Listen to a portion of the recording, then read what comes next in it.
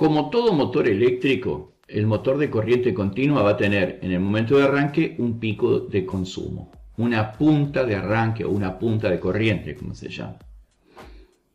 Debemos controlar esa punta de corriente para que no tome valores excesivos.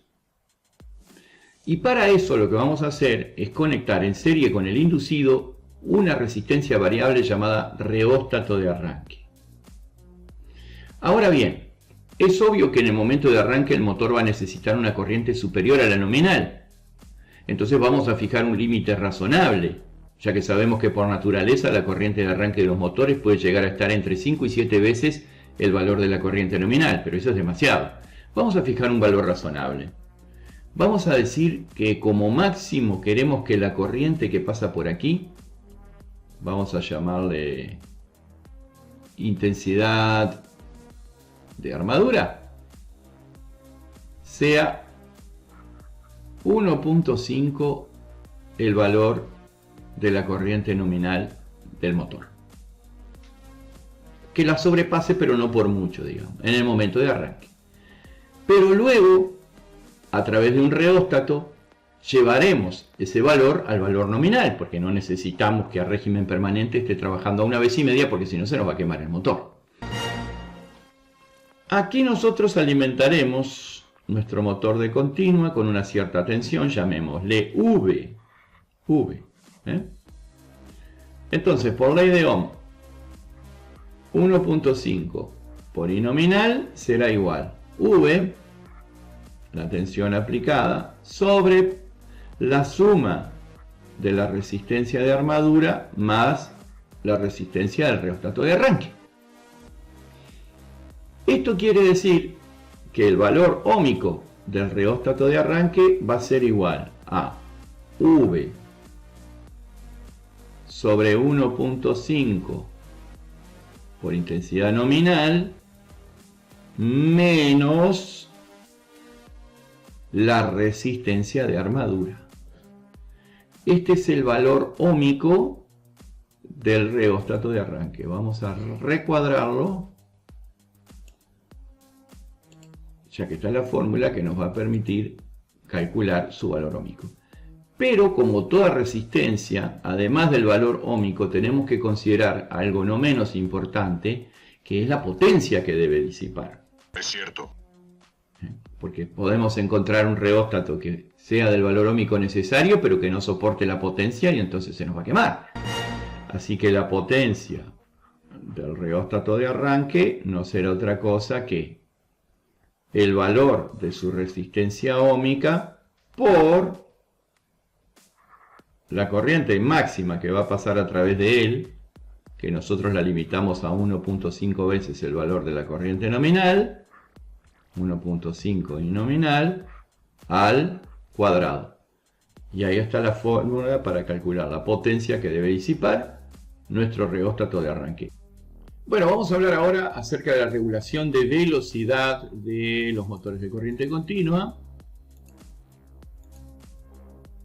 Vamos a decir que la ecuación del motor establece que la tensión aplicada debe ser igual a la fuerza contraelectromotriz más la caída debido a resistencia de armadura o resistencia de inducido. La fuerza contraelectromotriz es directamente proporcional al flujo y a la velocidad del motor. Y además por aquí en la ecuación hay una constante que tiene que ver con factores constructivos de la máquina que no se pueden modificar, como número de espiras, cantidad de polos, etc. Así que es K por velocidad por flujo.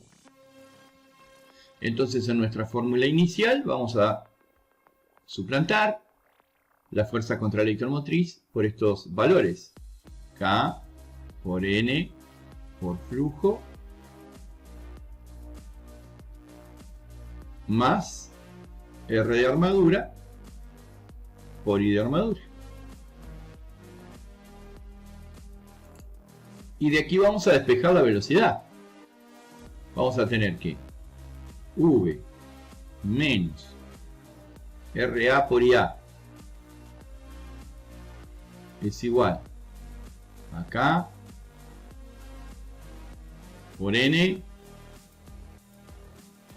por flujo, y a mí me interesa despejar N, lo que significa que V menos RA por IA sobre K por flujo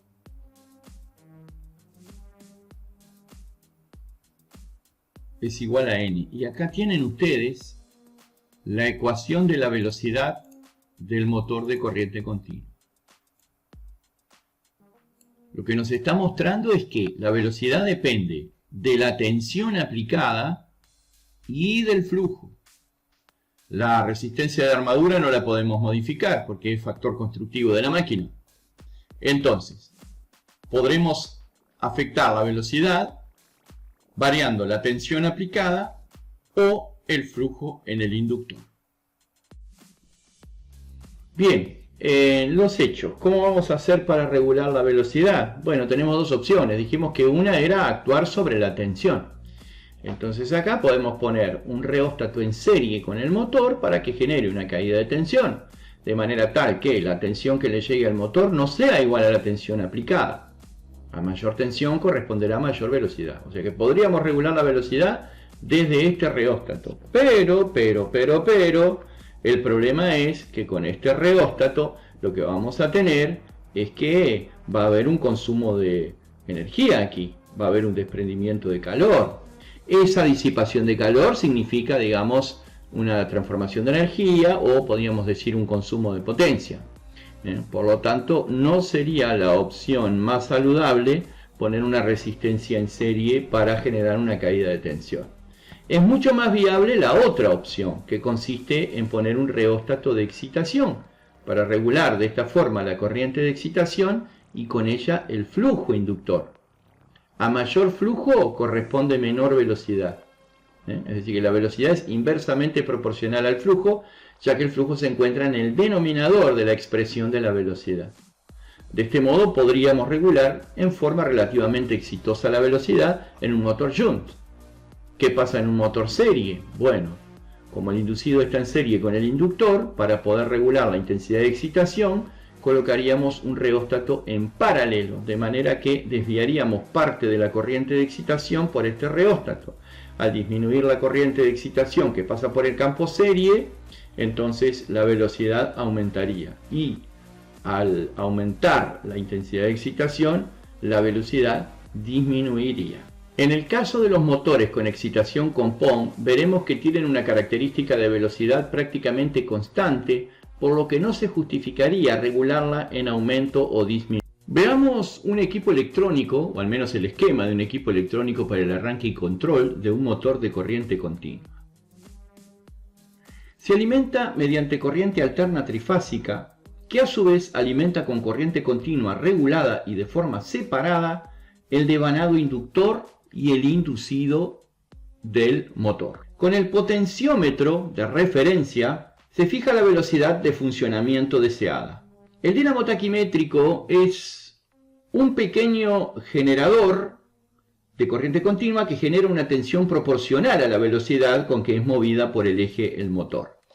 Esta envía una tensión de retorno al equipo electrónico de control.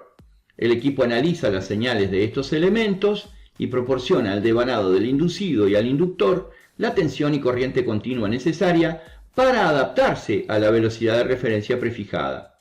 En el arranque, el equipo proporciona al motor en todo el momento de proceso y de una forma automática los valores de tensión y corrientes requeridos.